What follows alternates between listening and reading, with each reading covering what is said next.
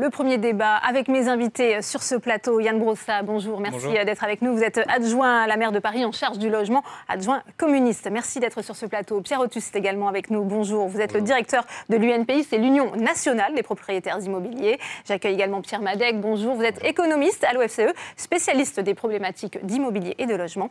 Et Geoffroy Boulard, bonjour. Vous êtes le maire LR du 17e arrondissement, conseiller métropolitain du Grand Paris. Merci à tous les quatre. Première question pour vous, Pierre Otus. Qu'est-ce qui a motivé finalement l'UNPI à saisir la justice à Lille notamment ? Alors, on a saisi la justice d'abord à Paris, puis à Lille. Dans la chronologie des événements, c'est comme ça que ça s'est passé. Et on a été poussé, on a trouvé une sorte de consensus avec les professionnels de l'immobilier de l'UNIS et de la FNAIM pour attaquer cet encadrement des loyers qui était d'une part injustifié, qui a été mis en place à un moment où les loyers baissaient, une baisse d'1,7% l'année 2015, les loyers à Lille. Et nous pensions que cette mesure remettait en cause le droit de propriété et le droit de jouir de son bien. Ouais. Pourtant, le loyer occupe souvent une part importante dans le budget des Français. Cette mesure n'a pas eu les effets escomptés, selon vous ? Alors à Lille, je ne sais pas si les loyers ont beaucoup baissé, je ne pense pas, étant donné qu'ils baissaient quand ils ont encadré. À Paris, on attend toujours une étude qui certifie que cette expérimentation, puis qui n'en était plus une, a bien pesé à la baisse sur les loyers, et surtout, est-ce que ça a permis, parce que l'objectif c'était ça, de loger les ménages modestes et les familles à Paris intramuros. Alors, peut-être votre réponse, Yann Brossa, à deux questions. Déjà, est-ce que vous avez peur que cette décision de justice à Lille fasse tache d'huile à Paris, remette en cause cette disposition ? Et que répondez-vous également à Pierre Otus sur le bilan ?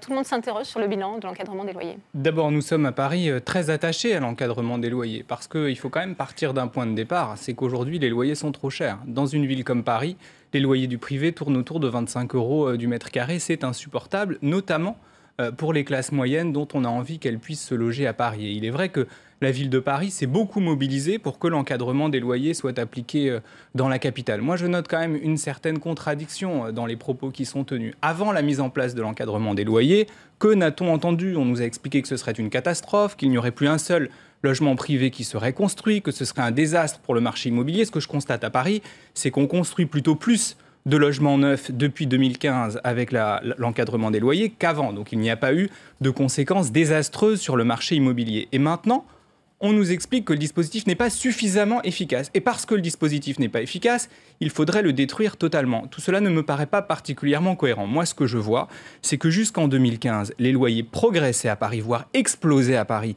puisqu'ils avaient augmenté de 50% au cours des 10 dernières années, et que depuis, on a une relative stabilité. En 2016, ils ont augmenté de 1%, ce qui est extrêmement faible. Donc je pense que l'encadrement des loyers nous a permis de remettre une certaine forme de modération dans un marché qui était devenu totalement fou. Et donc, je suis très attaché à ce que ce dispositif continue à Paris. Ouais. Geoffroy Boulard, votre réaction, quel regard portez-vous sur cette décision à Lille ? Est-ce que vous souhaitez aussi qu'elle soit étendue à la capitale ? Moi, je pense qu'il serait intéressant qu'elle soit étendue à l'échelle métropolitaine. Parce qu'on a pris une décision à Paris intramuros, très bien, mais le marché du logement ne se limite pas à Paris intramuros. Et donc, ce sont d'ailleurs les arguments qui, notamment développés à Lille, tiennent compte de l'agglomération lilloise. On est dans une zone dense, et le Grand Paris, c'est une zone dense, 130 communes. Donc j'estime qu'on aurait pu aborder les choses de manière un peu différente et qu'on voit ça à l'échelle métropolitaine. Mais c'est une mesure qui est globalement assez idéologique.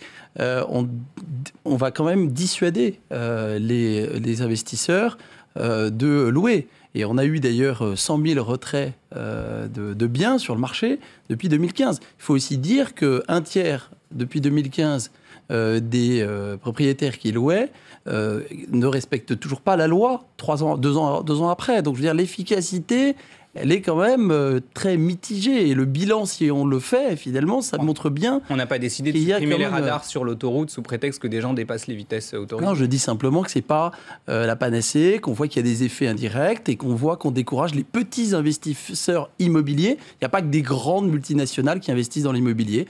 Il y a aussi des classes moyennes qui ont des appartements. Je ne sais pas d'où sortent vos chiffres, d'ailleurs. Alors, peut-être la réponse de l'économiste présent sur ce plateau, Pierre Madec, sur les effets réels de cet encadrement des loyers. Est-ce qu'on peut déjà les mesurer ? Alors, on mélange beaucoup de choses. C'est-à-dire qu'on mélange l'évolution des prix de marché En effet, il baissait à Lille, par exemple, mais il y a plein de zones en France où il baisse. C'est pas les loyers de marché que vise l'encadrement des loyers. Ce que vise l'encadrement des loyers, c'est notamment ce qu'on appelle les loyers à la relocation. Il y a 2 types d'encadrement, on a tendance aussi à mélanger ça. Il y a l'encadrement de 2015 de la loi Allure, qui fixe les prix un petit peu en niveau, qui les fixe pas vraiment, mais qui donne une fourchette de prix dans laquelle il faut évoluer. Et puis il y a un encadrement dont on parle pas, qui est passé assez facilement d'ailleurs, qui concerne 28 agglomérations cette fois-ci, pas 28 villes, mais 28 agglomérations en France, qui est l'encadrement du décret de 2012 qui encadre les loyers en évolution. Celui-là, on a assez de recul pour l'évaluer. Ce que nous dit l'Observatoire des loyers en agglomération parisienne, c'est qu'il a un effet très bénéfique sur les loyers à la relocation et que ces loyers n'ont jamais aussi peu augmenté depuis 2001. C'est l'OLAP qui le dit. Donc voilà, il ne faut pas tout mélanger. En effet, ça aurait du sens. Ce que dit d'ailleurs le tribunal administratif, c'est qu'il faudrait étendre l'encadrement à l'agglomération. Après, on voit bien qu'il y a des problèmes politiques qui sont comment on fait pour s'entendre avec le nombre de communes concernées à Lille ou à Paris pour étendre ce dispositif. Ouais. Yann Brossat, je voudrais vous entendre. Est-ce que cela protège réellement les locataires des abus, cet encadrement des loyers ? En tout cas, la conception même de la loi fait que ce sont des loyers excessifs, abusifs, qui sont rabotés grâce à l'encadrement des loyers. Je pense notamment aux loyers très excessifs que payent les locataires des chambres de bonne, des petites surfaces, puisque ceux-là sont soumis en quelque sorte à une double peine. Non seulement ils vivent dans des petits logements, mais en plus c'est dans les petits logements que les prix au mètre carré sont les plus élevés. Et donc effectivement, dans un certain nombre de cas, l'encadrement des loyers a permis de raboter des loyers tout à fait excessifs. Et donc je pense que c'est important. On parle de jeunes, on parle de jeunes actifs qui démarrent dans la vie. Nous souhaitons que nos grandes villes, notamment Paris, puissent accueillir cette partie-là de la population qui, sans ça, serait obligée de partir en première couronne, voire plus loin. Et par ailleurs, là aussi, je note une contradiction. Je vous entendais tout à l'heure, Geoffroy Boulard. D'un côté, vous nous dites ce dispositif est mauvais et il est idéologique. Et de l'autre, vous nous dites il faudrait l'appliquer à l'échelle du Grand Paris. Donc du coup, j'ai quand même un peu de mal à comprendre. Soit c'est un bon dispositif, soit c'est un bon dispositif et il doit être étendu, soit c'est un mauvais dispositif et il doit être supprimé. À un moment donné, il faut savoir... il faut choisir son fusil d'épaule. Mais si on est là sur ce plateau, c'est que le bilan est quand même pas reluisant. Il est pas, c'est pas net. Je veux dire, on voit très bien si on crée un débat sur l'encadrement des loyers, et il date déjà depuis plusieurs années. La campagne présidentielle a été aussi l'occasion. Oui, vous proposiez de le supprimer d'ailleurs. Voilà. Non, mais je veux dire, il y a eu quand même un débat, et donc on voit bien que tout ça est pas complètement tranché. Il faut revoir le dispositif. Les loyers, il y a certainement des loyers qui sont effectivement excessifs, mais ce dispositif n'a pas réduit les loyers, les surloyers. Il a permis de stopper la hausse. Non, il faut le prouver. Est-ce que les loyers se sont réellement stabilisés ? C'est la question. Alors, en effet, l'objectif qui était assigné de chasse aux abus, lui, quand on regarde le rapport de l'OLAP, par exemple, il est plutôt rempli, cet objectif. Il y a un deuxième objectif dont on parle peu dans l'encadrement des loyers, c'est de faire converger sur le marché locatif privé les loyers, ce qui n'est pas le cas aujourd'hui. C'est-à-dire qu'un locataire qui est là depuis plus de 10 ans, encore aujourd'hui, a un loyer à surface équivalente 40% inférieur à un locataire qui arrive sur le marché. L'un des objectifs de l'encadrement, à la fois de la loi Allure, mais aussi du décret de 2012, c'est de faire converger ces loyers. Là, il pourrait y avoir un espèce de consensus quand même politique pour dire que c'est pas normal que des ménages qui sont là depuis très longtemps aient des loyers 40% inférieurs pour des biens similaires à des ménages qui arrivent sur le marché. Pierre Otusset, vous êtes favorable à Donc cette convergence ? on est en train de nous expliquer que les loyers qui sont un peu plus faibles à Paris, il faudrait les remonter. Du fait de tout à fait ce que j'ai expliqué. Des loyers. C'est un peu ce qu'on comprend à travers ce que vous dites. Si vous voulez faire converger, c'est un peu on comme peut aussi faire baisser les loyers qui sont 40% supérieurs. On n'est pas obligé d'augmenter les loyers qui sont 40% inférieurs. Dans ce cas, vous allez décider à la place du marché unilatéralement quel est le prix du loyer que doit être appliqué à chaque logement à Paris, dans le privé. C'est ce que fait en partie l'encadrement, de la loi Allure en tout cas. C'est ce que fait l'encadrement, mais une baisse de 40%, je pense que ça me paraît quand même assez monstrueux. Et là, pour le coup, l'encadrement était une bombe, c'est une guerre nucléaire de baisser de 40%. On nous dit aujourd'hui qu'un propriétaire sur 4 ne respecte pas. Alors, moi, je voudrais rebondir là-dessus parce cet que encadrement des loyers. Au début, c'était 1 sur 2, maintenant c'est plutôt 1 sur 3, 1 sur 4. C'est l'Observatoire des loyers qui dit ça. C'est le LAB qui le dit. Bon, j'aimerais avoir des vraies études un peu indépendantes, des études globales et d'impact réel de cet encadrement. Le LAB sera ravi de... Ce qui est intéressant à voir, c'est la très grande complexité qu'il y a sur le dossier depuis le début. On a eu une loi qui a été mise en place, qui a mis en place un décret, puis des arrêtés pour les agglomérations de Paris. On a deux choses qui se superposent en réalité. Vous avez un arrêté qui est pris par le préfet et un décret qui est pris annuellement au niveau national sur les 28 agglomérations, avec des loyers dans des cas où le bailleur, de bonne foi, va sur le site, se connecte sur le site de l'encadrement des loyers et se retrouve à prendre le loyer majoré. Il n'est pas idiot, il essaie d'avoir le loyer le meilleur pour lui, parfois il le baisse, il est plutôt vertueux dans ce cas-là, mais parfois lorsqu'il doit l'augmenter, il ne respecte pas le décret en voulant respecter l'arrêté, si bien qu'il est totalement hors la loi. Et il y a une grosse insécurité juridique qui naît de cela. Et au-delà de l'application pratique, pour les professionnels ou les propriétaires en direct, il y a aussi la lisibilité. On a eu d'abord une application sur 28 agglomérations, ensuite une remise en question par le Premier ministre. Maintenant, le Conseil d'État dit, le Premier ministre, ce qu'il a dit, c'est pas bon, on doit l'appliquer partout. Et lorsque l'on attaque au tribunal administratif, parce qu'on l'appliquait sur une agglomération, sur une ville, on nous explique qu'il faut l'appliquer sur l'agglomération. Et pourquoi est-ce qu'on ne l'applique pas sur l'agglomération? Alors c'est vrai à Lille, c'est vrai à Paris, parce que les données ne sont pas suffisamment fortes, les données collectées ne sont pas assez fiables, et on n'est pas capable en réalité de coordonner l'encadrement des loyers sur toute une agglomération à Paris. Ouais. Yann Brossat. Vous savez, ce que je trouve fou, c'est que finalement, votre recours arrive d'une certaine manière à contre-temps, parce que l'encadrement des loyers, notamment dans une ville comme Paris, moi, il me semblait depuis 2 ans relativement installé. Mais en réalité, les professionnels de l'immobilier, je vois des promoteurs tous les jours en tant qu'adjoint au logement. On a entendu dans votre reportage un agent immobilier qui disait que finalement, il trouvait que ça fonctionnait relativement bien. Et donc, remettre une pièce dans la machine maintenant, alors même que le dispositif faisait relativement consensus, je trouve ça étrange. Et puis par ailleurs, je trouve assez fou qu'on continue à débattre en permanence de ce sujet, alors qu'il y a des pays dans lesquels l'encadrement des loyers est à l'œuvre depuis très longtemps. À Berlin, il y a l'encadrement des loyers et personne ne vient dire que c'est une catastrophe, que ça conduit à une baisse de la construction, que plus personne ne veut louer son logement, etc. Et donc, la concentration parisienne. Eh bien, a fortiori, dans une zone tendue comme Paris, où on a peu de parcelles disponibles, où on peut peu construire de logements, la question fondamentale, c'est celle de la régulation.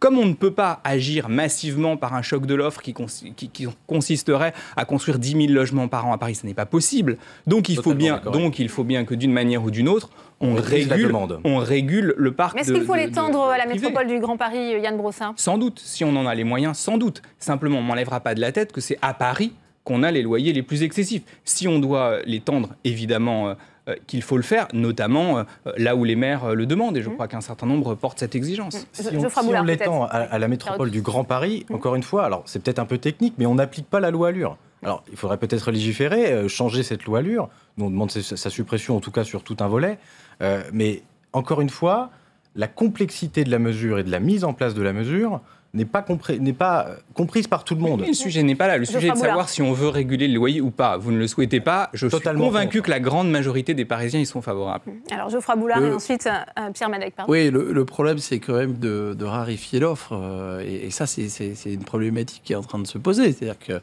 un moment, on est en train de dissuader un certain nombre d'investissements dans le logement. La création de logements, c'est quand même un enjeu. Et aujourd'hui, on veut réguler, c'est une bonne chose, mais à un moment donné, ça devient extrêmement contraignant et dissuasif. Et donc, moi, je m'oppose à ce côté très dissuasif du dispositif Allure, qui doit être complètement revu, qui est plus adapté, qui est très idéologique. Alors, il y a des aspects intéressants, mais il y a aussi des effets secondaires et qu'on est en train d'apprécier en ce moment, et d'où les recours qui ont été intentés, notamment à Lille. Le chef de l'État lui-même dit, je n'y crois pas, Emmanuel Macron avait été interpellé par un militant du droit au logement à Toulouse sur cette question, Pierre Madec. Tout à l'heure, on mentionnait le fait qu'il y avait des inégalités qui pouvaient exister chez les locataires, entre ceux qui arrivent et ceux qui partent. Il faut savoir que chez les propriétaires aussi, ces inégalités existent. Alors, sur le 100 000 logements auraient été retirés du marché, il y a 400 000 logements sur le marché locatif parisien, ça m'étonne un peu qu'il y ait 100 000 logements qui aient disparu. Mais il y a un vrai risque, en tout cas, qui pèse, c'est que on applique l'encadrement indifféremment si le locataire possède son bien depuis très très longtemps, a fini de le rembourser, profite de la hausse des prix pleinement et fixe son loyer au niveau du loyer de marché. Donc lui, il a un taux de rendement locatif très très élevé. Évidemment que l'investisseur qui arrive avec des prix immobiliers au plus haut et des loyers qui sont encadrés, lui, il va avoir une incitation à investir dans l'immobilier parisien, sans parler même des mesures fiscales qui ont été annoncées récemment, notamment sur la réforme de l'ISF. Mais en tout cas, l'incitation à investir sur le marché locatif privé parisien, elle peut être moindre. Donc il faudrait trouver aussi les moyens politiques de régler ce problème d'inégalité au sein même des bailleurs. Alors peut-être Yann Brossat, votre réponse. C'est une bonne suggestion. En tout cas, Moi, je suis vraiment favorable à ce qu'on réussisse à avoir un dialogue constructif sur le sujet et qu'on sorte précisément des postures idéologiques qu'on a vu se succéder depuis maintenant 2 ans. Et ce que je regrette, c'est que, d'une certaine manière, ce recours réactive des clivages idéologiques qu'on avait eus au moment de la loi Allure et dont on a constaté qu'ils n'ont pas conduit à un désastre comme certains l'avaient prévu. Écoutez, à Paris, on ne peut pas dire que la construction se soit arrêtée parce qu'il y a eu la mise en place de l'encadrement des loyers au 1er août 2015. Au contraire, on construit, je le répète, on construit autour de 4 à 5 000 logements par an quand on en construisait plutôt moitié moins au cours des années précédentes. Donc on ne peut pas dire que le marché immobilier soit dans une situation désastreuse. Alors, sur le timing du contre-courant, la justice étant ce qu'elle est, ce recours a été déposé il y a quelques semaines. C'est-à-dire que c'est le résultat d'une procédure assez longue. Donc, nous, ce que l'on pointe du doigt, c'est déjà de mettre le gouvernement actuel et le président actuel au pied du mur pour qu'ils prennent une décision définitive, sereine et stable, pour qu'il y ait une visibilité d'avenir pour les bailleurs, que cette mesure soit maintenue ou pas. Il faut quand même qu'on en tienne compte. Et puis, cet encadrement, pour nous, c'est un mauvais remède à un mal qui existe effectivement à Paris, où Paris est la ville la plus dense d'Europe. Il ne faut pas l'oublier. On est très petit, c'est un village gaulois, Paris, où on a construit beaucoup, mais pas assez, et où les gens se sont concentrés. On a divisé la taille des logements, et donc le foncier est cher, et la location est forcément chère. Quelles sont les propositions du NPI que vous représentez justement sur ce plateau ? Les propositions du NPI, elles sont très simples. Déjà, on parlait du Grand Paris tout à l'heure. On veut mettre en place ce Grand Paris absolument. Je ne sais pas qui a conceptualisé ce truc, mais si on veut surconcentrer une activité dans un endroit où l'activité est déjà concentrée, où la zone est déjà tendue, on va concentrer, il va y avoir beaucoup de demandes, très peu d'offres. Forcément, il y a un déséquilibre. Nous, qu'est-ce qu'on dit ? Effectivement, on est pour un choc d'offres. On est pour la construction et on est ravis que la construction augmente de manière exponentielle. Je ne sais pas, à Paris, en tout cas, qu'elle double par rapport à il y a quelques années.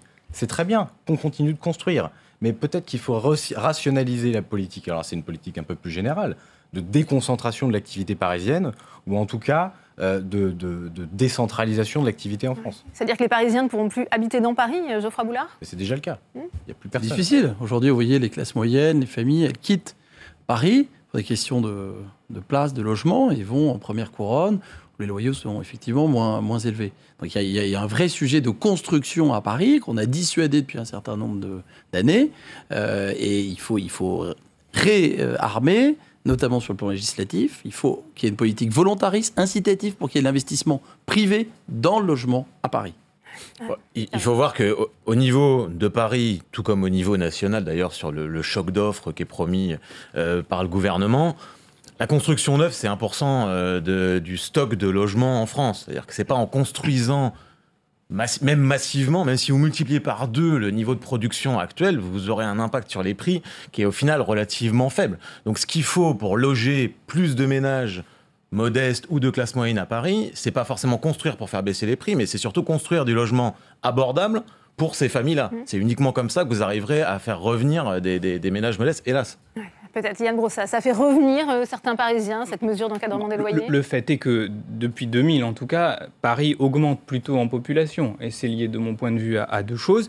D'une part, au développement du logement social, parce que dans une ville comme Paris, c'est quand même le développement du logement social qui permet à des familles modestes et des classes moyennes de continuer à vivre dans une ville comme la nôtre. Et deuxièmement, tous les dispositifs de régulation, notamment l'encadrement des loyers depuis 2015, qui nous permet quand même d'assagir des niveaux de loyer qui étaient devenus, il faut bien le dire, totalement délirants. Parce qu'on ne peut pas d'un côté dire, et on le dit tous autour de cette table, les loyers sont trop chers, les prix à la vente sont trop chers, et de l'autre, ne rien proposer. Il faut bien trouver des outils de régulation qui permettent de rendre le marché un peu plus compatible avec les revenus des ménages. Ouais. Pierre Otus, est-ce qu'on a vu dans le parc privé aussi une augmentation du nombre de logements vacants ? Oui, alors il faut aussi bien savoir ce que c'est qu'un logement vacant. Et puis on va peut-être pas débattre sur le droit de propriété des gens s'ils souhaitent avoir un logement dans lequel ils viennent de temps en temps, et qu'ils le mettent d'ailleurs parfois sur Airbnb le temps où ils ne sont pas là. C'est un autre sujet. Nous, une mesure qui nous paraîtrait intelligente, au-delà d'avoir du logement social, toujours beaucoup de logement social. Il en faut, c'est très bien, mais on n'est pas non plus pour la collectivisation du logement, comme c'est le cas dans certaines villes de province, où on atteint il y a de la marge à Paris, dans certains quartiers. Il y a de la marge à Paris. Dans certains quartiers. J'en conviens. Il y a certains quartiers où on construit énormément. Il y a une solution qui est simple, c'est mobilisation du parc privé. Mais on en parle beaucoup. On a eu beaucoup de débats, notamment avec la Fondation Abbé Pierre, qui a rendu un très bon rapport là-dessus, mais qui manque peut-être de la dimension fiscale. Un bailleur, qu'est-ce qu'il veut aujourd'hui? Une rentabilité saine, pas énorme, où il peut récupérer son logement, y faire des travaux, et notamment des travaux de rénovation énergétique. Et puis, son loyer, si on lui dit que sa fiscalité peut être un peu baissée, lui, il baissera son loyer. Donner aux bailleurs privés la fiscalité du logement social, il pourra diviser ses loyers par 2, ça ne lui posera aucun problème, tant qu'il récupère une rentabilité à 2 ou 3%. Aujourd'hui, je rappelle que la rentabilité dans l'investissement locatif, c'est plus aux alentours de 0,5 ou de 1. Ouais. Vous souscrivez à cette proposition, Geoffroy Boulard? Oui, c'est une bonne idée. Moi, je voulais rebondir sur le logement social à Paris. Vous parliez de collectivisation. Dans certains quartiers, j'insiste, on est en surdensité. Monsieur Brossard, vous menez une politique, certains quartiers où vous voulez créer du logement social, là où il y en a déjà beaucoup. Pourquoi vous opposez quand j'en suis dans le 16e? Non, on ne s'oppose pas. On s'oppose que lorsqu'il y a surdensité. Vous avez même ralenti des projets de 10 ans. J'ai voté avec vous des projets dans des quartiers qui répondaient pas aux... Comme à la Porte d'Auteuil, par exemple. Non. Moi, je vous parle du 17e arrondissement. Vous avez quel est votre pourcentage de logements sociaux dans votre arrondissement? Mais monsieur Brossard, vous savez très bien que la réalité 12%. La réalité du 17e arrondissement n'est pas celle du 20e. De là à parler de collectivisation, il y a du boulot encore. Vous en rêviez, mais ça coûte tellement cher aux contribuables que vous êtes encore 88% de logements privés. C'est des millions d'euros qu'on consacrait à créer du faux logement social. À loger des classes moyennes à Paris. Non, c'est pas vrai. Elle quitte le logement social que vous entretenez pas, monsieur Brossard. Vous délirez là. Vous croyez qu'on a un taux de rotation important dans le logement social à Paris? Il va falloir regarder les chiffres. Venez à Paris Habitat, venez dans un certain nombre de quartiers du 17e. Ah, écoutez, vous venez pas souvent en réunion de concertation avec les bailleurs sociaux et vous n'entendez pas le mécontentement des classes moyennes. Les gens veulent quitter certains quartiers, je peux vous le dire, monsieur Brossard. Vous voulez pas l'entendre, mais c'est une réalité. On va donner la parole, vous voulez bien, à Pierre Madec. Les bailleurs sociaux à Paris ne font pas leur travail en matière d'entretien du parc. C'est tout à fait scandaleux et lamentable. Débat, Geoffroy Boulard, ils ne sont pas présents sur ce plateau. On aura l'occasion d'y revenir. Pierre Madec, un mot de conclusion. Mais derrière ce débat très politique, dans lequel je ne mettrai pas les pieds, mais il y a une question de la territorialisation quand même. On parle de Paris, on parle de Lille, mais il faut quand même adopter en effet une vision au niveau des quartiers. C'est-à-dire que par exemple l'encadrement des loyers a beaucoup été critiqué du fait qu'il n'y avait pas assez de quartiers qui étaient pris en compte dans la fixation des plafonds. Et c'est une critique qui peut s'entendre. C'est-à-dire comment on peut considérer un quartier de manière homogène. Il y a un vrai débat là-dessus. Donc on parle de Paris, de l'agglomération, mais il faut aussi tenir compte du fait qu'il y a certains quartiers du 17e arrondissement qui n'ont pas des niveaux de loyer qui sont les mêmes que d'autres quartiers du 17e arrondissement et potentiellement des quartiers où il y a beaucoup de logements sociaux, parce qu'il y a aussi des quartiers, je crois me souvenir, où il y a pas mal de logements sociaux dans le 17e. Mais en tout cas, tenir compte de manière plus pertinente de cette territorialisation et des effets de quartier, c'est aussi une réflexion, je pense, à mener dans ce débat-là. Eh bien, ce sera le mot de la fin. Merci à tous les quatre d'être venus sur ce plateau pour débattre de cette question de l'encadrement des loyers.